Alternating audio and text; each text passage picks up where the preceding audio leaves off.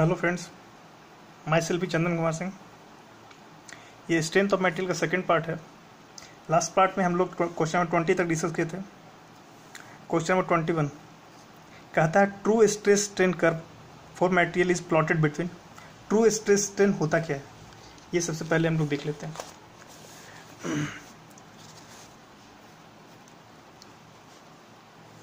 Suppose stress strain हम diagram बना रहे हैं। एक ब्लॉक लिए, इस ब्लॉक के ऊपर फोर्स अप्लाई किए, कुछ देर के बाद यहाँ पर नेकिंग स्टार्ट होगा, इसका लेंथ थोड़ा बढ़ेगा, कुछ और देर के बाद ये और नेकिंग होगा और लेंथ इसका बढ़ेगा। ये क्रॉस सेक्शन एरिया जो देख रहे हैं धीरे धीरे चेंज हो रहा है। Initially up to elastic point, elastic limit, upper yield point, lower yield point, और मैक्सिमम स्ट्रेस को सहेगा जितना मैक्सिमम सहना है। मैक्सिमम स्ट्रेस सह गया, सहने के बाद जैसे आप आगे बढ़ते हैं वैसे वैसे आप स्ट्रेस इंक्रीज करते हैं, लेकिन फर्दर स्ट्रेन आपका बढ़ता है। स्ट्रेन अगर फर्दर आप बढ़ाते हैं, चेंज इन लेंथ ज़्यादा हो रहा है, लेकिन स्ट्रेस अब और फर्दर नहीं बढ़ रहा। This is known as ultimate stress. Ultimate stress मतलब मैक्सिमम स्ट्रेस। इसके बाद अगर आप ओरिजिनल क्रॉस सेक्शन एरिया से अगर फोर्स को भागा देंगे तो जो मिलेगा आपको वो सिग्मा फ्रैक्चर मिलेगा, जो कि कम होगा, और इसको ट्रू स्ट्रेस बोलते हैं हम लोग। ट्रू स्ट्रेस बोलते हैं यदि चेंज क्रॉस सेक्शन एरिया से भागा देंगे तो उसको हम लोग बोलते हैं ट्रू स्ट्रेस।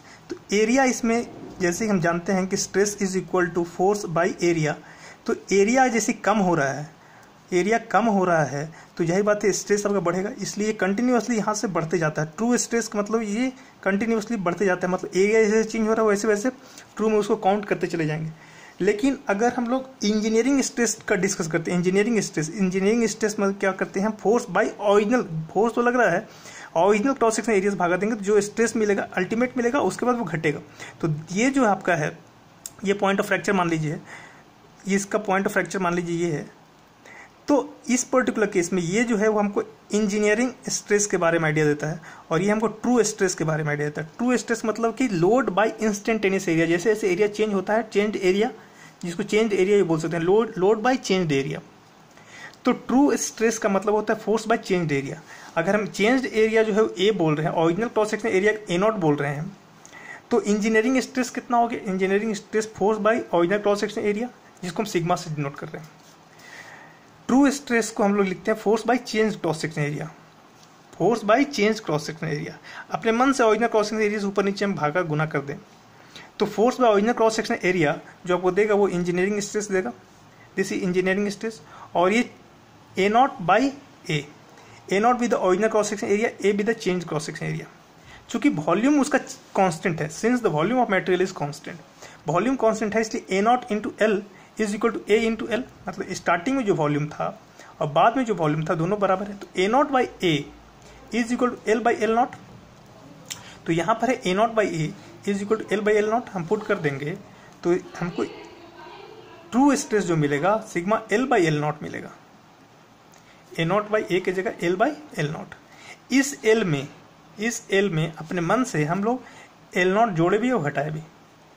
जोड़े और घटाने से फायदा ये होगा कि l naught by l naught तो 1 हो गया, और l minus l naught change in length by original length, change in length by original length को हम लोग स्ट्रेन बोलते हैं। तो true strain is equal to engineering stress into 1 plus longitudinal strain. मतलब true strain is equal to engineering strain, true stress is equal to engineering stress into 1 plus strain. ये true stress हुआ। True stress is equal to this much, this is engineering stress, this is true stress. Now for strain का अगर बात करें, true strain का बात करें तो ट्रू स्ट्रेन के केस में, नाउ फॉर ट्रू स्ट्रेन के केस में change in length bye original length, कहाँ से कहाँ तक, तो इनिशियल लेंथ से लेकर फाइनल लेंथ तक। इसको इंटीग्रेट करेंगे तो log L upon L naught. तो इसको पुट करेंगे तो L upon L not they देगा। तो मतलब स्ट्रेन मिला, इंजीनियरिंग स्ट्रेन जो मिला ln L बटा L नॉट। इसको अगर फिर उसी तरह से हम सिंप्लीफाई करते हैं तो मिलता है कि मेरे को L plus L not minus L not by L not, epsilon t is equal to ln 1 plus epsilon. अगर आप गौर कीजिएगा तो एप्सिलॉन टी जो है वो ln L by L naught है। Since the value is same, since the value is volume is same, since the volume is same, volume अगर same है तो a naught l naught is equal to a into l, तो l by l naught is equal to a naught by a. इसको उठा कर अगर हम यहाँ डाल दें, यहाँ डाल दें, this is the engineering strain, और अभी इंजीनियरिंग स्ट्रेस हम लोग देख चुके हैं। तो यहाँ जो मिला हमको epsilon t is equal to engineering strain is equal to ln L by l naught या ln a naught by l, ln a naught by a. अगर डायमीटर के रूप में इसको पुट कीजिएगा तो एरिया की जगह क्या हो जाएगा, pi 4 d square, pi 4 d square, d square, square जो है वो बाहर आ जाएगा, तो 2 ln d not by d, 2 ln d not by d, 2 ln d not by d. This is known as engineering strain, this is known as engineering stress. Engineering stress ये है और इंजीनियरिंग स्ट्रेन आपका ये है।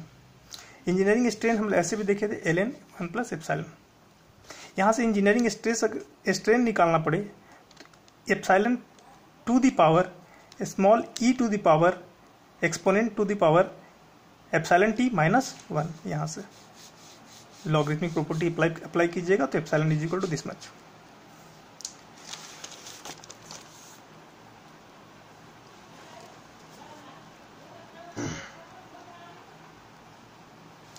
इन engineering strain curve the stress drop down after the necking.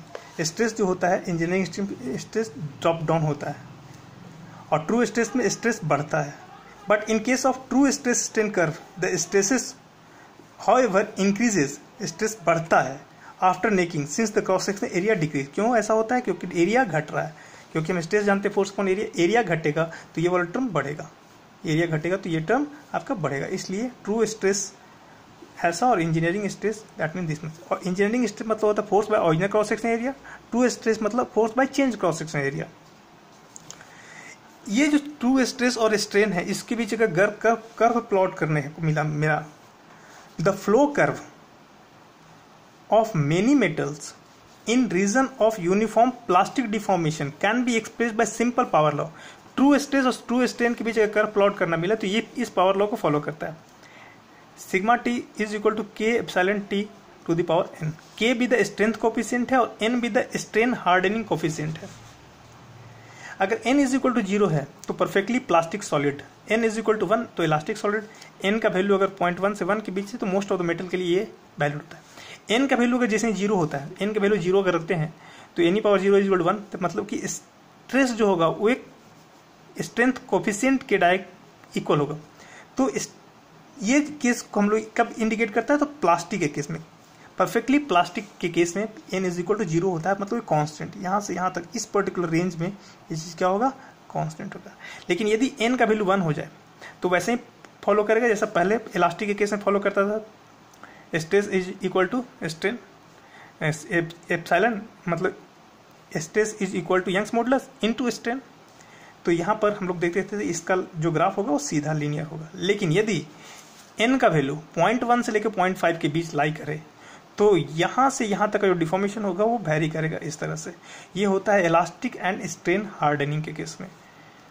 तो इतना देखने के बाद हम लोग फिर से आते हैं कि true stress strain curve for material is plotted between. तो ट्रू स्ट्रेस स्ट्रेन कर्व जो होता है वो ट्रू स्ट्रेस और ट्रू स्ट्रेन के बीच प्लॉट होगा। ट्रू स्ट्रेस होता क्या है? Load by instantaneous cross section area, this is the true stress. And true strain कितना होता है? तो true strain is equal to log original area by instantaneous area. ये हम लोग अभी देखे थे। True strain is equal to original cross section area by initial cross, original cross section by change cross section area by instantaneous area. तो this is the engineering strain and this is the true strain and this is load by instantaneous cross section area with the true stress। तो option number B इसका। Next है during tensile test of a specimen of 1 centimetre square, during tensile test of a specimen of 1 centimetre square the maximum load observe was 8 ton, load इतना है 8 ton है, and the area of cross section at the neck is 0.5। तो यहाँ दो तरह का बात आया, एरिया दो एरिया लिया है, 1 सेंटीमीटर स्क्वायर और 0.5 सेंटीमीटर स्क्वायर। इसमें कौन सा एरिया आपको कम लेना होगा, कंसिडर करना होगा फॉर अल्टीमेट टेंसाइल स्ट्रेंथ निकालने के लिए। तो अल्टीमेट टेंसाइल स्ट्रेंथ निकालने के लिए हम लोग original cross section area consider करते हैं, क्योंकि अल्टीमेट टेंसाइल स्ट्रेंथ निकालने के लिए हम जो ग्राफ मिलता है यूटीएम से, यूनिवर्सल टेस्टिंग मशीन से, वो आपका ऐसा करके ग्राफ मिलता है। तो इस तरह का ग्राफ जो मिलता है, जो अल्टीमेट का जो डिक्रीज होता है, ये आपका इंजीनियरिंग स्ट्रेस के केस में मिलता है। तो ओरिजिनल क्रॉस सेक्शन एरिया आपको कंसिडर करना हो, तो ओरिजिनल क्रॉस सेक्शन एरिया कितना 1 है और लोड कितना लग रहा है 8 टन लग रहा है, तो फोर्स कितना, load 8 by area 1 centimetre square, तो ये answer 8 ton per centimetre square. Next है for steel the ultimate strength in shear as compare to tension is nearly. अब यहाँ पर है स्टील के केस में ultimate strength in shear stress as compare to tension के से कंपेयर कीजिएगा तो शियर स्ट्रेंथ क्या होगा। जब सब खाली टेंशन ही लग रहा है तो उस वक्त शियर स्ट्रेंथ क्या होगा। तो इसके लिए आपको अगर ट्रेस्का थ्योरी याद होगा, थ्योरी ऑफ फेल्योर में, तो उसमें ये बताया गया है कि मेरे पास एक ब्लॉक है, जिस ब्लॉक में मान ली 3 मैक्सिमम स्ट्रेस लग रहा है, सिग्मा ए, सिग्मा बी और सिग्मा सी। तो सिग्मा ए, सिग्मा बी और सिग्मा सी तीनों लग रहा है, तीनों को लेकर के तीनों में जो हिल मैक्सिमम होगा, इसको अगर हम प्लॉट करते हैं, मोर सर्किल बनाते हैं, तो सिग्मा ए और सिग्मा बी दो के लिए अगर मोर सर्किल बनाते हैं तो ये छोटा वाला मोर सर्किल मिलेगा मेरे को। सिग्मा बी और सिग्मा सी के बीच अगर हम बनाते हैं तो सिग्मा बी और सिग्मा सी के बीच एक और मोर सर्किल मिलेगा, और सिग्मा ए और सिग्मा सी के बीच अगर अप्लाई करते हैं तो एक बड़ा वाला मोर सर्किल हमको मिलेगा। यहाँ पर इस तरह का मोर सर्किल इसलिए मिल रहा है क्योंकि sigma a is greater than sigma b is greater than sigma c, इस तरह से हमको मिल रहा है। तीनों में सबसे छोटा है सिग्मा सी। सिग्मा सी को अगर हम 0 कंसीडर कर दें फॉर द टाइमिंग, तो सिग्मा ए और सिग्मा बी प्रेजेंट है। अगर सिग्मा बी और सिग्मा सी दोनों को 0 कर दें तो एक ही स्ट्रेस प्रेजेंट है, जो कि सिंपल जब फोर्स अप्लाई करते हैं तो एक ही लोड प्रेजेंट होता है, एक ही स्ट्रेस प्रेजेंट होता है, जिसको हम सिग्मा ए बोलते हैं। तो टाउ मैक्सिमम ये बोलता है कि maximum this is the maximum stress, this is the minimum stress. अगर पूरा बड़ा वाला सर्किल पूरा टाउ मैक्सिमम कितना होगा, तो मैक्सिमम रेडियस जो इसका मोर सर्किल का होता है ये आपको देता है। मैक्सिमम रेडियस जो इसका होता है ये हमको बताता है कि मैक्सिमम शियर स्ट्रेस कितना होता है। ये रेडियस हमको निकालने के लिए हमको sigma a minus sigma c बटा में 2 करना होगा। तो sigma a minus sigma c by 2 ये करेंगे, sigma a minus sigma c by 2। और सिग्मा सी को अगर हम 0 मान लें तो एक ही लोड लग रहा है, ये पर्टिकुलर केस में एक लोड लग रहा है, तो सिग्मा ए बाई 2 होगा। मतलब जो भी हम मैक्सिमम लोडिंग लग रहा है उसका हाफ जो होगा वो शियर स्ट्रेस होगा, मैक्सिमम शियर स्ट्रेस होगा।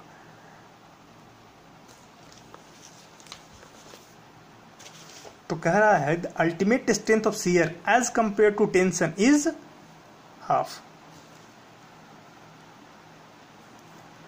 विच of the following has no unit. तो स्ट्रेन के पास कोई यूनिट नहीं होता है, बाकी देखने की जरूरत भी नहीं है। Which is the fall statement about true stress strain method. True stress strain method के बारे में क्या फॉल्स स्टेटमेंट है। तो पहला, it does not exist. It does not exist कहने मतलब एग्जिस्ट तो करता है, मतलब यही गलत है। नेक्स्ट है in a tensile test on mild steel specimen the breaking stress as compare to ultimate tensile stress is.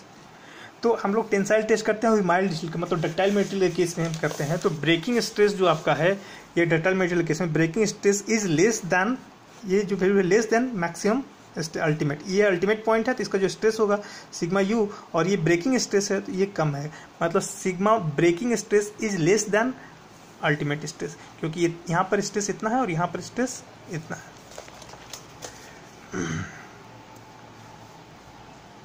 Less than if part is constant to move and heated it will develop. अगर किसी part को constant to move कर दे, मान लीजिए कि block है मेरे पास, इस ब्लॉक को हम हीट दे रहे हैं, तो हीट दे रहे हैं तो ये कंटिन्यूसली बढ़ेगा, कोई स्ट्रेस डेवलप नहीं होगा। लेकिन यदि इस ब्लॉक को हम हीट दिए और इसको रोकने के लिए कोई कंस्ट्रेंट है यहाँ पर, मतलब मूव नहीं करने दे रहा है, मतलब कि हीट दिए तो ये बढ़ेगा, इतना बढ़ेगा, यहाँ तक तो कोई स्ट्रेस नहीं डेवलप होगा। लेकिन जैसे ही वो इस कंस्ट्रेंट टू मूव हो गया, मतलब कि इसको रोका गया, तब इसमें स्ट्रेस डेवलप होना शुरू होगा। जब तक इसको रोका नहीं गया था तब तक उसमें कोई स्ट्रेस डेवलप नहीं किया था, लेकिन जब इसको हम रोकेंगे तब वहाँ पर एक स्ट्रेस डेवलप होगा। वो स्ट्रेस इसमें कंप्रेसिव इन नेचर होगा, वो इसको दबाएगा इस डायरेक्शन में। तो कह रहा है if the part is constant to move and heated, रोक भी रहे हैं और हीटेड भी कर रहे हैं, it will develop compressive stress. Which of the following material has most elastic, तो steel is most elastic, rubber. तो इसमें यंग्स मॉडुलस ऑफ इलास्टिसिटी का वैल्यू आप देख लीजिए। यंग्स मॉडुलस ऑफ इलास्टिसिटी आप देख लीजिए। डायमंड के लिए 1200 जीपी होता है, गीगा पास्कल। माइल्ड स्टील के लिए 210 गीगा पास्कल, कॉपर के लिए 120 गीगा पास्कल, कास्ट आयरन के लिए 110 गीगा पास्कल, एल्युमिनियम के लिए 70 गीगा पास्कल, लीड के लिए 18 गीगा पास्कल, कंक्रीट के लिए 16 गीगा पास्कल, प्लास्टिक के लिए 2 गीगा पास्कल, रबर के लिए 0.02 गीगा पास्कल। तो सबसे कम रबर का, सबसे ज़्यादा डायमंड का, माइल्ड स्टील का 210। यहाँ पर जो ऑप्शन है उसमें आपका स्टील जो है, स्टील के अलावा जो भी यहाँ पर प्रेजेंट है उस सब का स्टील से कम है, इसलिए steel is more elastic. Next है the value of modulus of elasticity of mild steel of order of modulus of elasticity of mild steel. Mild steel कितना होता है जी? 210 गीगा पास्कल। माइल्ड स्टील का 210 giga pascal modulus of elasticity. इसको आप KGF में convert कीजिएगा तो कैसे कीजिएगा? Young's modulus of elasticity 210 giga pascal for mild steel के केस में 210 into 10⁻9 pascal. 1 pascal is equal newton per metre square. Newton को आप केजीएफ में कन्वर्ट कीजिए तो 1 newton is equal 1/10 KGF per metre square. 10 और 10⁹ 10⁸ हो गया। 210 into 10⁸ KGF per by metre square है, मीटर स्क्वायर 10⁴ सेंटीमीटर, 10⁸ और 10⁴ 10⁴ बचा ऊपर is equal to 210 into 10⁴ KGF per centimetre square. 4 यहाँ और 1 2 यहाँ घटाया 2.1 10⁶ केजीएफ पर सेंटीमीटर स्क्वायर। तो 2.1 into 10⁶ KGF per centimetre square. वह एफ को 1 बना दिया यूनिट एक्सेशन के लिए। क्लियर है? नेक्स्ट है the value of Poisson ratio of steel. Poisson ratio different का पॉइजन रेशियो आप पहले याद कर लीजिए। स्टील के केस में होता है 0.25 से 0.33, कास्ट आयरन के केस में 0.23 से 0.27, कंक्रीट के केस में 0.2, रबर के केस में 0.48 to 0.5, कॉर के केस में नियरली 0 होता है और नोवेल फॉर्म के केस में होता है नेगेटिव। तो ये पॉइजन रेशियो होता क्या है? पॉइजन रेशियो को हम डिनोट करते हैं म्यू से। It is the ratio of strain along transverse direction by strain along longitudinal direction. मान लीजिए कि ब्लॉक है, इस ब्लॉक पे वो फोर्स अप्लाई करते हैं आप इस डायरेक्शन में, तो इस डायरेक्शन में तो लेंथ बढ़ेगा ही बढ़ेगा। फोर्स अप्लाई कर रहे हैं तो इस डायरेक्शन में लेंथ आपका बढ़ेगा, लेकिन इस डायरेक्शन में आपका क्रॉस सेक्शनल एरिया जो है वो घटेगा। मतलब लेंथ का अगर बात करें तो इस डायरेक्शन में एरिया कॉन्ट्रैक्ट होगा और इस डायरेक्शन में एरिया क्या होगा? बढ़ेगा। इस डायरेक्शन में एरिया बढ़ेगा, इस डायरेक्शन में घटेगा। तो इस डायरेक्शन में जो स्ट्रेन मिला, ट्रांसवर्स डायरेक्शन में जो स्ट्रेन मिला और लॉन्गिट्यूडनल डायरेक्शन में जो स्ट्रेन मिला, इसका जो रेशियो होता है इसी को बोलते हैं हम लोग पॉइजन रेशियो। मतलब strain in transverse direction by strain in longitudinal direction. अब चूंकि strain in transverse direction contraction है, यहाँ पर इलॉन्गेशन है, इस डायरेक्शन में इलॉन्गेशन हो रहा है, इस डायरेक्शन में कॉन्ट्रैक्शन हो रहा है, इसलिए यहाँ पर नेगेटिव साइन हम लोग पुट करते हैं, कॉन्ट्रैक्शन हो रहा है इसलिए। तो दिस इज पॉइजन रेशियो। यदि ट्रांसवर्स डायरेक्शन स्ट्रेस अगर हम इस डायरेक्शन में फोर्स अप्लाई करें और इधर कॉन्ट्रैक्ट नहीं हो या कॉन्ट्रैक्ट हो तो जीरो कॉन्ट्रैक्शन कब होगा? जीरो होगा कॉन्ट्रैक्शन, कोई कॉन्ट्रैक्शन ही नहीं हो रहा है तो ये टर्म जीरो हो जाएगा। तो ये जीरो कब होगा? कॉर्क केस में। कॉर्क जो बोतल के ऊपर कॉर्क लगा रहता है, कॉर्क में अगर हम उसको खींचते हैं, इलोंगेट करते हैं तो यहाँ कॉन्ट्रैक्शन नाम का चीज़ नहीं होता है। कॉन्ट्रैक्शन नहीं होगा तो स्ट्रेन इन ट्रांसवर्स डायरेक्शन नहीं होगा, और स्ट्रेन इन ट्रांसवर्स डायरेक्शन नहीं होगा तो पॉइजन रेशियो नहीं होगा। अब यहाँ पर नोवेल फॉर्म एक केस में पॉइजन रेशियो होता है निगेटिव होता है। ये नोवेल फॉर्म होता क्या है? तो नोवेल फॉर्म जो होता है वो बहुत ही समझ लीजिए कि मधुमक्खी का छत्ता है ये। छत्ता है, इसमें क्या करते हैं कि अगर हम इस डायरेक्शन में इसको खींचते हैं तो इस डायरेक्शन में ये कॉन्ट्रैक्ट नहीं होता है, ये इलोंगेट होता है। इस डायरेक्शन में भी इलोंगेट होता है, इस डायरेक्शन में भी इलोंगेट होता है। तो दोनों डायरेक्शन में इलोंगेट हो रहा है, इसलिए इसको हम लोग, इसका जो पॉइजन रेशियो होता है वो क्या होता है, निगेटिव होता है, क्योंकि ये भी पॉजिटिव, ये भी पॉजिटिव, ये भी इलोंगेट हो रहा है, ये भी इलोंगेट हो रहा है, दोनों बढ़ रहा है, दोनों पॉजिटिव, मतलब ये निगेटिव होगा, मतलब निगेटिव, ये नोबेल फॉर्म का निगेटिव होता है। नाउ नेक्स्ट है the buckling load for a given material depend upon. Buckling load अगर आपको याद होगा,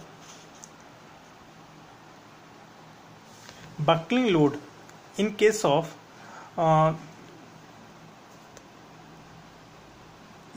कॉलम के केस में, लॉन्ग के कॉलम के केस में हम लोग जानते हैं पी क्रिटिकल इज इक्वल होता है pi square E I by L E square. Pi square E I, E with the Young's modulus, I with the moment of inertia, by L E square. L E मतलब effective length. Effective length हर एक case में अलग अलग होता है, मतलब अगर दोनों इंड हिंज हो तो कुछ और होता है, एक इंड हिंज हो, एक इंड फिक्स हो तो कुछ और होता है, दोनों इंड फिक्स हो तो कुछ और होता है। एल ई का वैल्यू, ये इफेक्टिव लेंथ है। अगर इफेक्टिव लेंथ पता है आपको तो effective length P critical pi square E I by L E square. Now यहाँ पर अगर हम ए मोमेंट ऑफ इनर्शिया को ए आर स्क्वायर लिख दें, A R square, moment of inertia A R square लिख दें, तो पी क्रिटिकल जो होगा वो ऐसा होगा। इसमें आर स्क्वायर को अगर हम नीचे ले आए तो pi square E by L E by R का होल स्क्वायर। तो पी क्रिटिकल जो है वो किस बात पे डिपेंड करता है, तो ए जो है ए, इसको यहाँ लेके चले जाते हैं तो क्या मिलता है, पी क्रिटिकल लोड जो है वो किस पे डिपेंड करता है, Young's modulus of elasticity, area पे, और ये एल ई बाई आर को हम लोग बोलते हैं slenderness ratio. L E effective length by radius, अगर ये रॉड है तो रॉड का अपना रेडियस, तो एल ई बाई आर को हम लोग बोलते हैं सिलेंडरनेस रेशियो। तो पी क्रिटिकल जो है वो यंग्स मॉडुलस पे, सिलेंडरनेस रेशियो पे और एरिया पे डिपेंड करता है। The buckling load of given material depend upon slenderness ratio, area of cross section and modulus of elasticity. Option number D.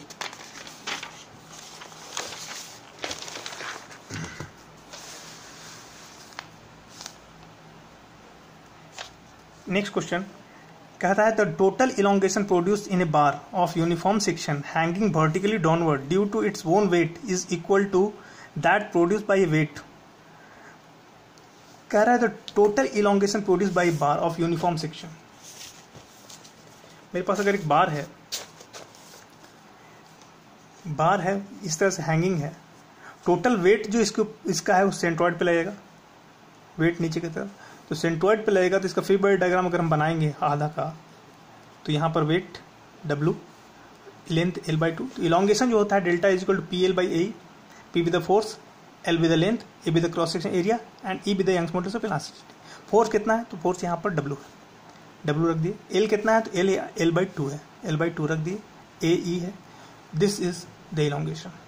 यदि कहता है कि सेम वेट एक्ट अगर कुछ वेट एक्ट हो उसके एज में, किनारा में, एंड में वेट एक्ट हो, तो वेट एक्ट होगा, कितना वेट यहाँ पर एक्ट करेगा, कितना वेट यहाँ पर लगेगा, ताकि जो इलोंगेशन है वो इलोंगेशन सेम हो। तो हमको नहीं पता है कितना वेट यहाँ पर लगेगा, तो यहाँ वेट ही लिख दिए। तो elongation P L by A, delta prime is equal to weight, load की जगह पी की जगह वेट लिख दिए। लेंथ जो इसका है एल है, इसका लेंथ जो एल है by A E. According to question ये कहता है कि दोनों डेल्टा एंड डेल्टा प्राइम दोनों का दोनों इक्वल होना चाहिए।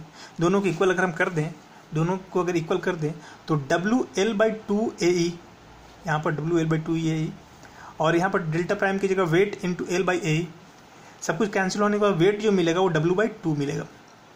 मतलब वेट जो यहाँ पर है, अगर डब्ल्यू जितना वेट था इसका, उसका आधा अगर यहाँ टांग दे तो इलोंगेशन सेम होगा। जब हम कुछ भी नहीं टांगे यहाँ पर, खाली एक वर्टिकल बार जो है, बार का अपना वेट कंसिडर कर रहे हैं, तो यहाँ पर जो इलोंगेशन हो रहा है वो वही इलोंगेशन होगा। यदि इसके एक छोर में एक छोर में इसके वेट का आधा, इसका वेट का आधा अगर अटैच कर दें तो सेम इलोंगेशन हमको वो देगा। तो कह रहा है total elongation produce in a bar of uniform section hanging vertically downward due to its own weight is equal to that produce by weight half the weight of the bar applied at the lower end. Option number B. Next is the property of material by virtue of which a body return to its original shape after removal of the load is known as elasticity. ये सबको पता होता है। Next, the material which exhibit the same elastic property in all direction. all direction का बात करेगा तो isotropic. Next है the value of Poisson's ratio of cast iron. Cast iron का वैल्यू अभी दिखाया था हम लोग 0.23 से 0.27 के केस में होता है। Now, the property of material which allow it to drawn into a smaller section. Smaller section में अगर drawn होता है मतलब खींचा जाता है smaller section से तो उसको ductility कहते हैं हम लोग। Poisson's ratio is defined as the ratio of transverse stress by longitudinal strain क्या है? strain तो है ही नहीं कहीं। No, none of the above. क्योंकि हम लोग पॉइजन्स रेशियो जानते हैं। It is the Poisson's ratio is the ratio of transverse strain by longitudinal strain. तो ट्रांसवर्स स्ट्रेन तो कहीं स्ट्रेन तो दिख ही नहीं रहा है, लैटरल स्ट्रेस दिख रहा है और लॉन्गिट्यूडनल स्ट्रेस दिख रहा है। ये पॉइजन्स रेशियो भी द स्ट्रेन का रेशियो है।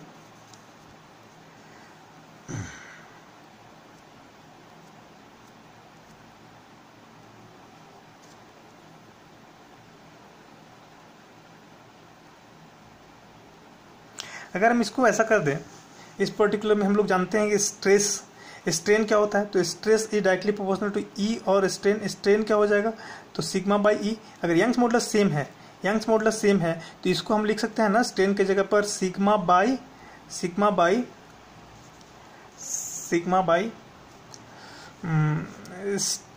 Young's modulus sigma in the transfer direction by Young's modulus by sigma L by Young's modulus. ठीक है, तो ये कैंसिल आउट हो जाए तो मिलेगा stress in the transfer direction by stress in the longitudinal direction. मतलब म्यू को स्ट्रेस के फॉर्म में लिखेंगे हम, तो stress in the transfer direction by stress in the longitudinal direction, इस तरह से भी लिखा जा सकता है। मतलब transverse stress by longitudinal stress. ठीक है, ये सही होगा। For which of the material the Poisson's ratio is more than unity. Poisson's ratio का वैल्यू अभी भी दिखाया हम लोग, हमेशा 0.5 तक ही लाई करता है वो। पॉइजन्स रेशियो का वैल्यू हमेशा 0.5 तक, वो भी 0.5 रबर का। रबर से इससे ज़्यादा पॉइजन्स रेशियो नहीं होता है, 1 से ज़्यादा नहीं होता है। तो which of the material the Poisson's ratio is more than unity.